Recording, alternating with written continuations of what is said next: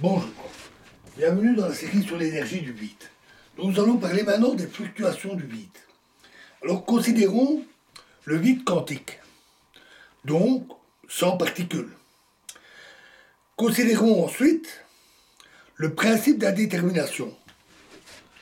Celui-ci dit pour l'énergie et pour le temps que delta E fois delta T est supérieur ou égal à H bar, où delta T est la durée d'un processus physique et delta E l'incertitude sur l'énergie de ce processus.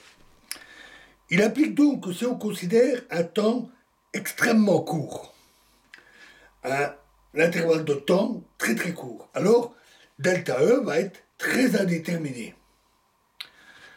Alors soit M, la masse d'une particule donnée, disons un électron. Alors si delta T est inférieur à H bar sur mc carré, alors on en tire que delta E est supérieur à mc carré. C'est-à-dire plus que l'énergie propre d'une particule. Et on sait que dans ce genre de situation, en théorie quantique des champs, quand il y a assez d'énergie, comme ici, il est possible de créer une particule. Donc, un électron pourrait être créé. En fait, la charge électrique est une grandeur strictement conservée. Et au départ, avant création, il n'y a pas de charge électrique. Donc un électron seul avec une charge électrique ne saurait pas être créé. La charge ne serait pas constante. Nulle avant et avec une charge électrique négative, celle de l'électron, après. Il faut donc qu'il y ait aussi un positron pour que la charge électrique totale reste nulle. Avant, rien, charge zéro, et après, un électron plus un positron, c'est-à-dire une charge moins 1 plus 1, c'est égal à 0. Donc la charge électrique reste nulle. Et donc il faut qu'il y ait aussi un positron qui soit créé. Donc il faut en fait avoir delta T inférieur à H bar sur 2mc carré et delta E supérieur à 2mc carré. Puisque le positron a la même masse que l'électron. Notons que cet électron et ce positron vont s'annihiler. Et ils vont même le faire très vite. Ce qui est inévitable, puisque delta T, très petit, c'est la durée du phénomène, c'est la durée du processus liée à cette variation, à cette incertitude sur l'énergie. La création de photons doit aussi se produire par paire, à cause d'une autre loi de conservation, c'est à cause du spin, dont nous n'avons pas vraiment besoin ici, sauf pour dire que les photons vont être aussi créés sous forme de paire. Et c'est là même beaucoup plus facile, puisque le photon n'a pas de masse. Et donc son énergie peut être aussi petite que l'on veut. He égale h nu pour le photon, il suffit que la fréquence soit très petite. Donc même si delta t n'est pas extrêmement petit, une paire de photons peut se créer puis disparaître. On lit parfois que le vide quantique est ainsi rempli, bouillonnant, rempli de paires de particules qui naissent et meurent sans arrêt. Si l'on utilise la théorie des collisions, ces processus reviennent à calculer 0, 0. Et on peut aussi le développer, cette amplitude, avec les mêmes mécanismes que nous avons vus, et on obtient des diagrammes de Feynman, comme une paire de photons qui apparaît et puis qui disparaît. Ou un électron et un positron qui apparaissent et disparaissent. Ou encore, une telle paire électron-positron avec un photon virtuel échangé entre les deux particules, etc. Des diagrammes plus complexes. Ces diagrammes ont la particularité de ne pas avoir de ligne externe. Il n'y a pas de particules qui rentrent et qui arrivent, qui font une collision et qui repartent. On a juste une fluctuation temporaire du vide avec création de paires de particules qui disparaissent aussitôt.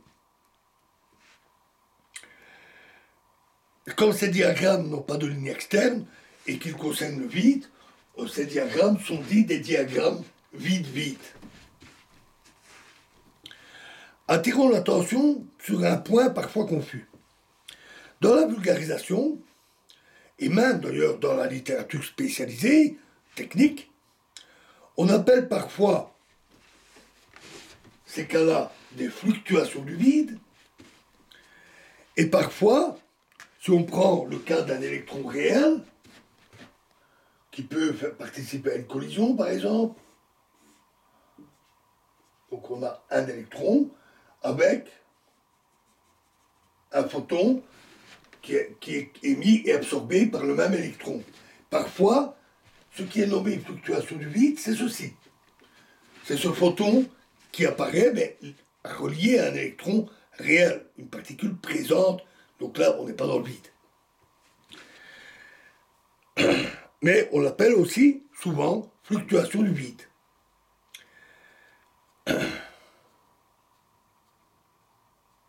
Alors, malheureusement, deux dénominations identiques pour deux choses différentes, c'est un peu malheureux.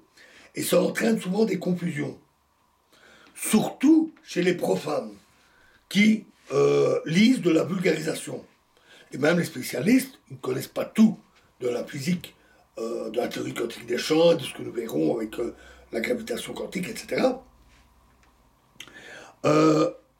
Et donc, il y a souvent des confusions, et en lisant fluctuation du vide, qui désigne un cas, ils pensent parfois l'autre. Donc, quand on le lit, quand on lit l'expression « il y a des fluctuations du vide », il faut toujours faire attention et se demander desquelles on parle. Alors, notons aussi que les diagrammes vide-vide n'interviennent pas dans les calculs habituels. Par exemple, dans notre diffusion que nous avions vue d'un électron sur un photon.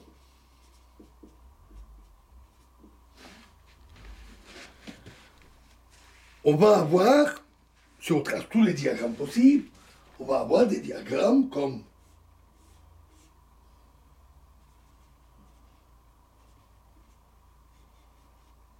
un des diagrammes que nous avions vu et une autre partie du même diagramme avec une fluctuation de ce type-là.